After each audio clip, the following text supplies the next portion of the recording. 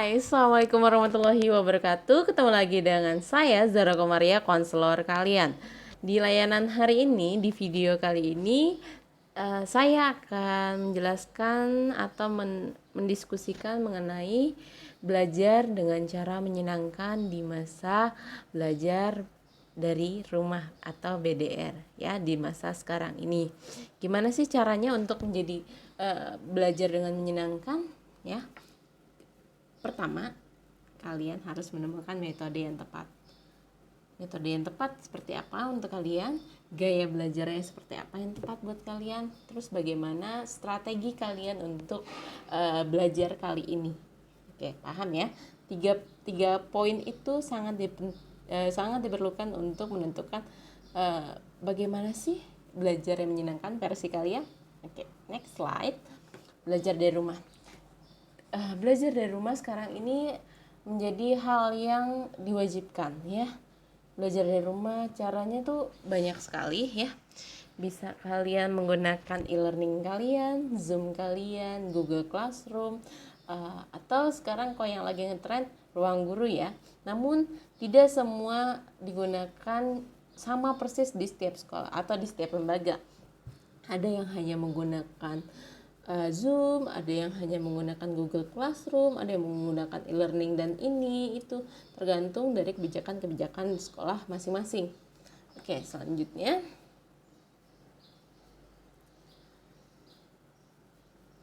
tipsnya agar belajar itu menyenangkan. Pasti yang pertama itu kalian belajar itu pasti jam sekolah itu pagi ya. Belajar lebih baik kalian makan dulu, sarapan dulu pertama agar otak kalian dapat berpikir dengan baik ya. Tidak kepikir, aduh lapar tiba-tiba kriuk lapar terus lagi dijelasin lewat Zoom atau e-learning dan lain sebagainya. Kalian tiba-tiba aduh lapar gimana ya gitu.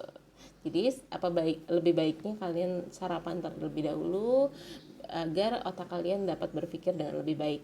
Yang kedua, santai dalam aktivitas belajar. Santai ya, bukan seenaknya. Santai, relax maksudnya ya, nyaman dan lain sebagainya.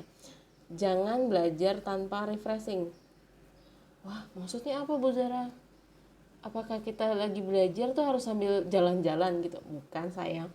Belajar tanpa refreshing, ada waktunya kalian untuk menghilangkan kepenatan kalian, menghilangkan segala kejenuhan kalian yang ada di beban pikiran kalian sama di hati kalian ya, di waktu tertentu, di waktu yang tepat ya. Terus yang keempat, jangan terlalu banyak berbicara ya. Di sini maksudnya bicaralah yang penting saja, karena setiap pepatah mengatakan tong kosong nyaring bunyinya.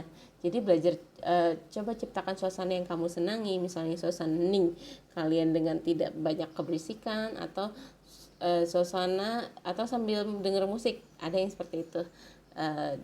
Di layanan sebelumnya tentang belajar efektif kita ngebahas ini juga ya. Jadi kalian bisa nonton di video sebelumnya ya.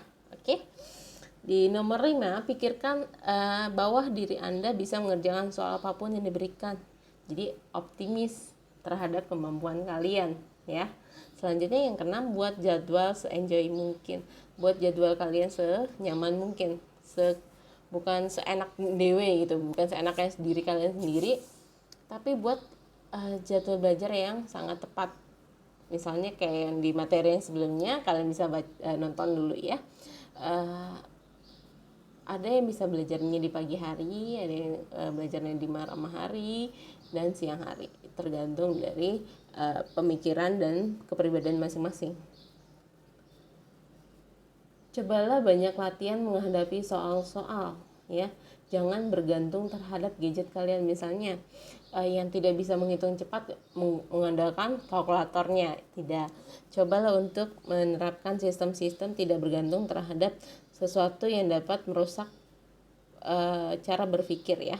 Selanjutnya, terapkan pada kenyataan yang sebenarnya ya. Nah, pelajaran-pelajaran nyata maksudnya cobalah memahami materi, membayangkan kejadian kehidupan nyata, atau pahami dengan alat yang ada di pikiranmu. Misalnya jika kamu membayangkan tentang pelajaran fisika, tentang bola dilempar ke atas, coba bayangkan dan pahami bagaimana apa yang akan terjadi ya. Selanjutnya, Perhatikan apabila guru sedang menerangkan, ya. Momen memperhatikan guru saat menerangkan, momen dimana otak kalian menerima rangsangan-rangsangan, sugesti-sugesti yang diberikan oleh guru tersebut, ya. Jadi saat guru menerangkan cukup diam, dengarkan dengan baik. Beberapa persen yang diterangkan oleh guru akan masuk dengan sendirinya ke dalam otak kalian, ke alam bawah sadar kalian. Selanjutnya, terapkan pada kenyataan sebenarnya. Oke, tadi udah, jangan hanya mengandalkan cara guru dalam menyelesaikan masalah. Jadi apabila kalian mempunyai cara lain untuk menyelesaikan masalah, silakan gunakan, tidak hanya bergantung kepada guru kalian dalam pemecahan masalah tersebut. Oke, ya. Jadi belajar dari rumah itu dibuat enjoy sama diri kalian sendiri, ya, bukan dari pihak manapun, ya. Contohnya kalian tuh ngerasa, ih berat banget ya belajar dari rumah, enakan di sekolah. Namun kita harus menerima pemahaman-pemahaman baru mengenai belajar di rumah, ya, menggunakan e-learning, menggunakan gadget, menggunakan email dan lain sebagainya.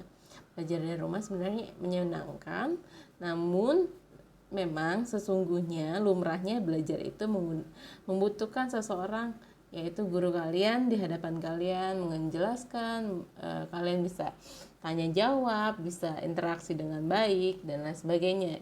Jadi buatlah diri kalian senyaman mungkin belajar dari rumah. Jangan lalai, tetap disiplin, tetap tepat waktu, tetap peduli akan berbagai tugas yang sudah diberikan oleh guru-guru kalian, ya. Belajar dari rumah itu seru. Kalian yang menciptakan, bukan orang lain, ya. Kalian bisa sambil masih bisa istirahat, ya. Belajar di rumah itu ternyata kalau kalian perhatikan jam waktu belajarnya sudah dipotong, ya, sesuai dengan ketentuan-ketentuan pemerintah saat ini, aturan-aturan yang berlaku. Jadi usahakan belajar kalian dimanfaatkan dengan baik.